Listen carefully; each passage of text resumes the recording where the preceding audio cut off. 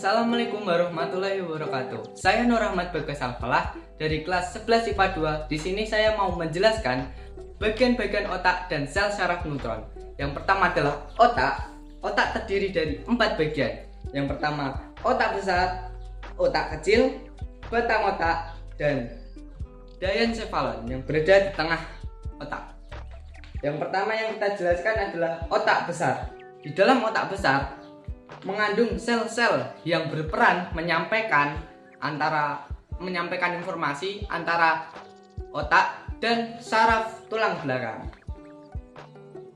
Otak besar dibagi menjadi 4 lobus. Yang pertama adalah lobus frontalis yang ditandai warna biru yang berfungsi sebagai pusat perkembangan kecerdasan, ingatan, dan sikap. Kedua adalah lobus temporalis ditandai dengan warna hijau, berfungsi sebagai pusat pendengaran dan berbahasa.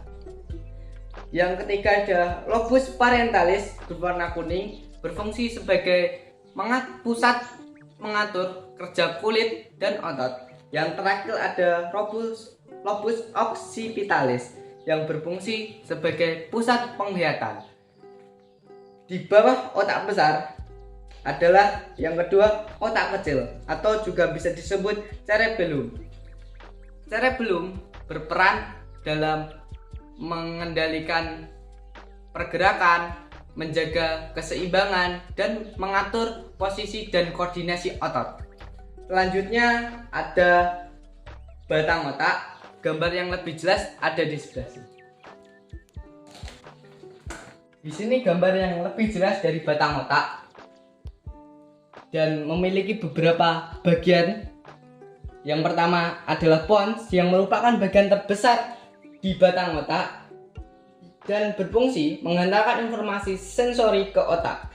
Kedua ada otak tengah yang berfungsi mengatur pergerakan mata, memproses informasi visual dan suara. Ketiga ada sumsum lanjutan atau medulla oblongata yang berfungsi sebagai pusat pengaturan fungsi jantung dan paru-paru. Di bagian keempat ada diencephalon di bagian tengah otak ini, dan ini gambarnya. Diencephalon dibagi menjadi beberapa bagian yang penting. Yang pertama ada talamus bagian tengah yang berfungsi sebagai pemancar informasi yang datang dari seluruh sistem saraf tubuh. Kedua ada hipotalamus ditandai dengan warna ungu yang berfungsi mengendalikan suhu tubuh, sistem reproduksi, emosi, nafsu makan, dan produksi hormon. Ketiga ada kelenjar pituitari yang mengatur kelenjar di dalam tubuh untuk bekerja. Keempat bagian otak ini yaitu otak besar, otak kecil, batang otak, dan diencephalon bekerja sama dengan sumsum tulang belakang atau saraf tulang belakang dalam sebagai pusat kendali tubuh dan menyusun sistem saraf pusat. Selanjutnya ada struktur sel saraf neutron di sana. Ini adalah struktur sel saraf.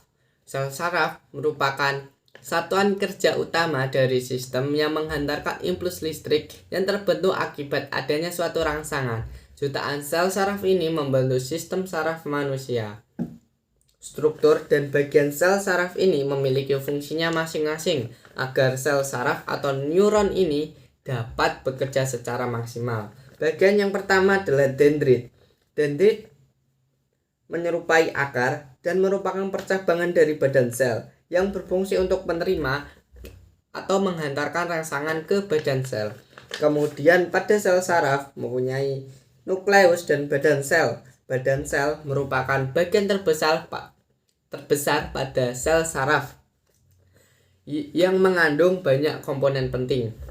Badan sel bertanggung jawab menerima rangsangan dari dendrit dan meneruskan rangsangan tersebut ke akson.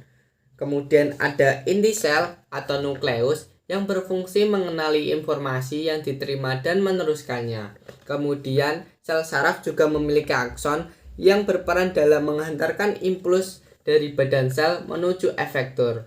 seperti sel otot dan kelenjar. Pada banyak sel saraf, aksonnya dibungkus oleh selubung mielin yang berfungsi mempercepat laju rangsangan. Kemudian ada bagian yang bernama nodus Ranvier yang berfungsi sebagai loncatan impuls saraf agar sampai lebih cepat ke tempat tujuan. Selanjutnya ada sel Schwann yang berfungsi menghasilkan mielin atau selubung saraf. Dan bagian terakhir ada ujung akson atau akson terminal yang berfungsi menghubungkan sel saraf satu dengan yang lainnya. Dan mungkin ini struktur sel saraf neuron dan struktur otak. Terima kasih. Wassalamualaikum warahmatullahi wabarakatuh.